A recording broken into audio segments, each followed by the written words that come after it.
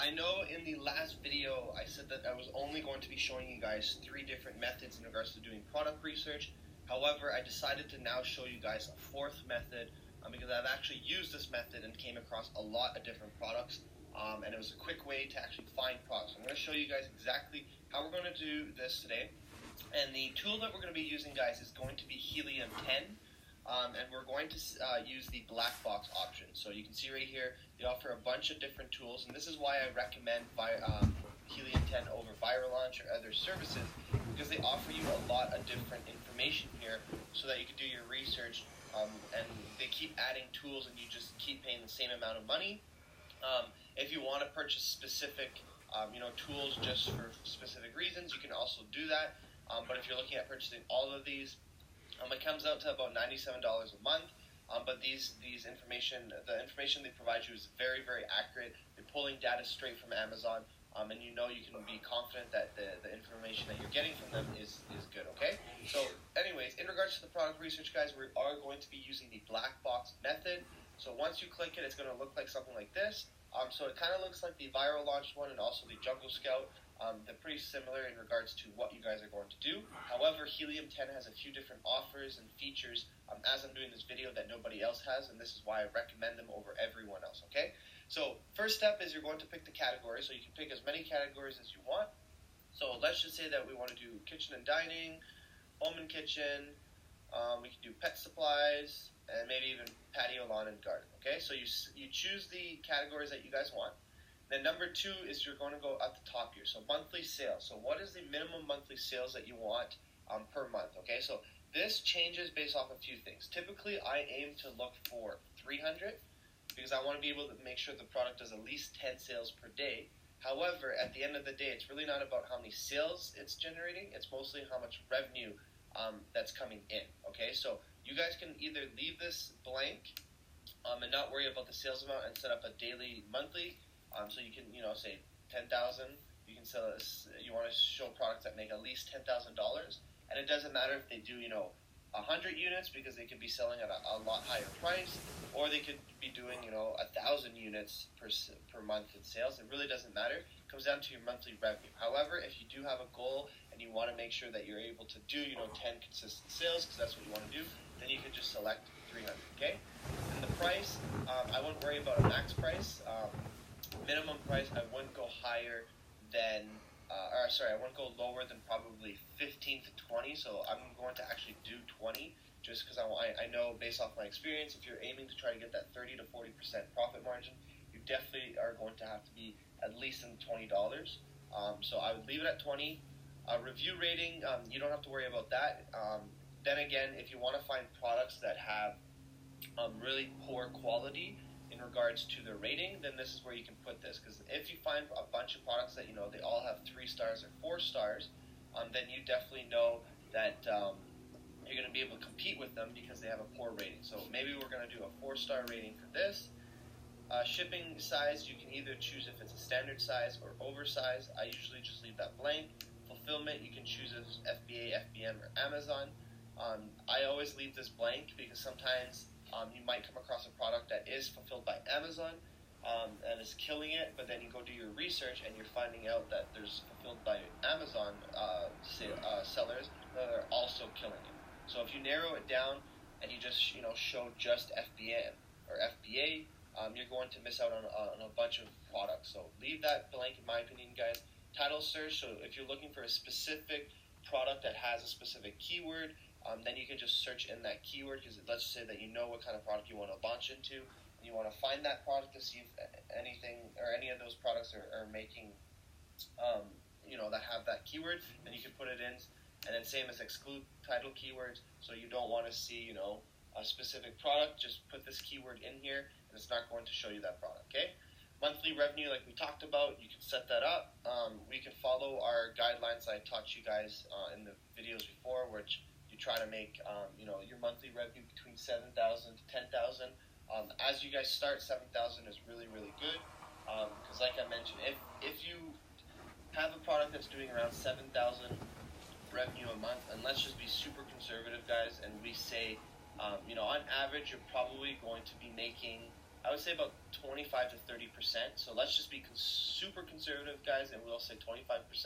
That's going to bring you close to $1,800 a month profit if you find a product doing 7,000 revenue. Okay, so if you want to go up a little and you want to do 10,000, so 10,000 with the 25%, now you're looking at 2,500 a month profit that you're making. And a lot of you guys watching, 2,500 is life changing. It might even replace your guys' income, or definitely be a good add-on. Okay, so this is why I like to aim for 10,000. Now, when you're starting, you can start with 7,000. Whatever you're comfortable with, guys, you can start with that. Okay. Now, review count. This is super important. This is where I go for max. I try to leave it at 200. I don't ever go over 200 because I don't want to see products that are doing more than 200. But I typically do about 201, so that I can take a look at any products that do hit 201. You can play around with this number. Like I said, you can technically find a product that has 500 reviews, and you guys can come in and dominate and take over. It's just for your guys' first product. I would recommend not doing that. When I started my first product, that's exactly what I made sure. That I don't go too high in reviews, and I made that mistake. I launched into a market that was super competitive, and it took us a long time to actually make our sales. So in your guys' case, don't go over 200. I would definitely stay under 200 so that you can compete and grow quicker, okay? Bestseller rank, this is just BSR. I won't worry about this because this goes in direct proportion with the sales and the monthly revenue, so I don't even worry about that. Number of sellers, this is once you're on a listing, you want to see if there's a lot of hijackers. So this is a great example that I typically just put max 2, because if you find a product and you might come across a product like this. Here, I'll show you guys. Let's go to Amazon quickly. I'm going to show you guys an example of a product that has insane amounts of, I think it was egglets or egg cooker. We'll see. So these product used to be a really hot product. At the start of January, they were killing it on Amazon. But I'm going to show you guys something quickly here once this data loads up. Well, it's very, you got to be very careful. Okay, look at it here. The first guy has 24 sellers, guys.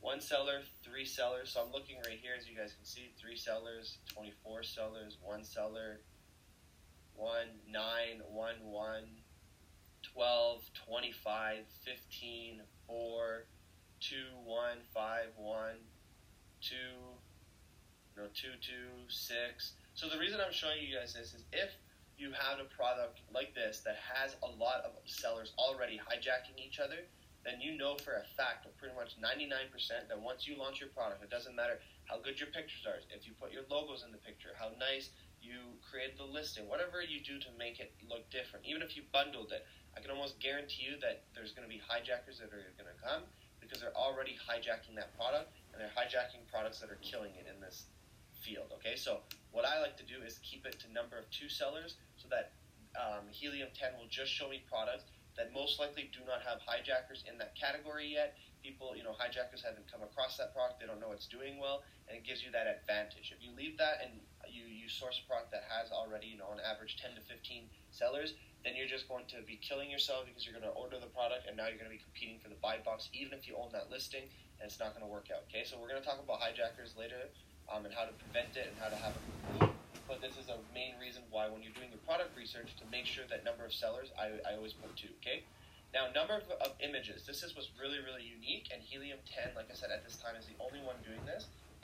You're able to actually search to see how many people have 1, 2, 3, 4, 5 images. And the reason it's important is because what happens, guys, if one person only has 1 or 2 images? That means that their listing, they're not using it properly.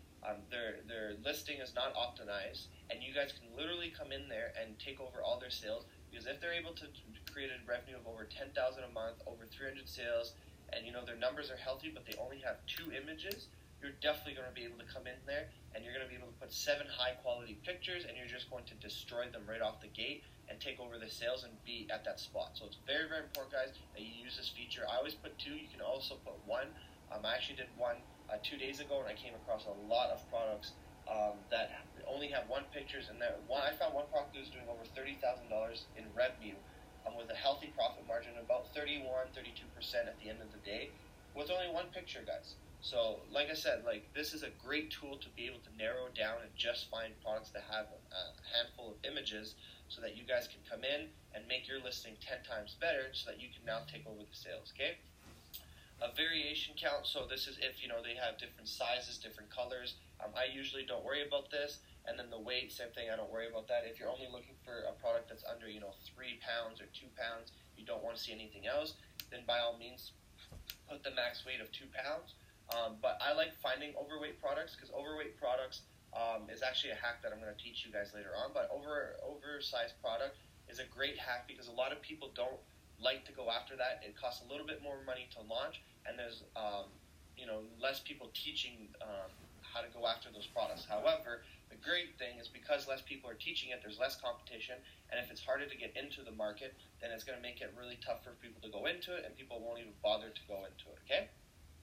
So that's pretty much it, guys. You fill up all this information, then you would just click search, and you just let Helium 10 do its magic. So it's now going to put all these criterias for you. It's going to go onto the Amazon website, pull all this information for you, and it's going to spit it out so that you can now take a look at products that fit those exact criterias. Okay? So we're scrolling down here. We can see chlorine. I probably wouldn't launch that. It's probably a restricted product, so we'll ignore that. Ice maker machine. So look at this, guys. 2 reviews, a crappy review. Okay, price is $171, and they're generating over $60,000 a month. So this would probably be a really good picture or product to now take a look at and go see how much it's generating, and compare it to other sellers. But that's a perfect example. See, this one is another good one. Drawer, two cabinet set drawer. You can see it sells for $61. They do about 390 sales a month. They're generating over 24,000 a month with 150 reviews. Right? Another file cabinet here, 85,000 guys with 8 reviews. Okay. Thawing plate. So 10 reviews, doing around 34,000. So this one's a good one too. So we could take a look at this one to compare it in the market. So we would click that. Let's go take a look at it. We have a fire bowl. I don't know what this is. The patio and lawn. We can take a look at this too. So pretty much that's what you guys do. You just scroll down and you just try to keep going through. Here's the other ice maker machine. Again, 61,000. This might be one that we want to take a look at. But I don't like products like this, just because, like I said, by the time it arrives at shipping, it can be tossed around. It might not work. So it's kind of like I categorize products like this to be electronics. Just because, once you have to plug them in for it to work, and I've had experience with products like that it has not worked when it arrived. But again, if you're comfortable launching into that, go for it. I no longer launch products like this. I find products like this, where you have a cover for something, canopy cover, and that's not going to get damaged in transit to getting to Amazon, right? So here's a perfect example. We can actually take a look at this product. And we just pretty much go through the list. So in regards to testing out a product, this would actually be a product that I probably would not launch also, just because this it's not really technology or electronics, it's kind of technology, and there's a chance that this little board here does not work. So regardless, you can see that this is a good listing. They have great information here. They use the emojis here, which we're going to talk about later on. Did they add description? Yeah, they have some great descriptions here that stands out, so on and so forth. However, they only have one picture, right? So what you would do then is you would just, I guess the main keyword would be defrosting tray maybe. So it's defrosting tray. There you go. So we click defrosting tray, and then you could run your whatever tool that you use. I use Scope, so I would run the tool to find out exactly how many sales, revenue, and all that based off of these sellers, and see if this is a product that is worth me taking a look at. Should I get into it and find everything out? Okay, so Scope's just running, but I can see that the reviews are not that high and the sales are decent. I can tell by the bestseller rank here. So these guys are actually killing it. They don't have that many reviews. The price is a little low, but then again, depending on how much you can pick this up, a product like this will probably cost $4 to $5 in my opinion, just because it serves a purpose the way that it works. But again, it depends on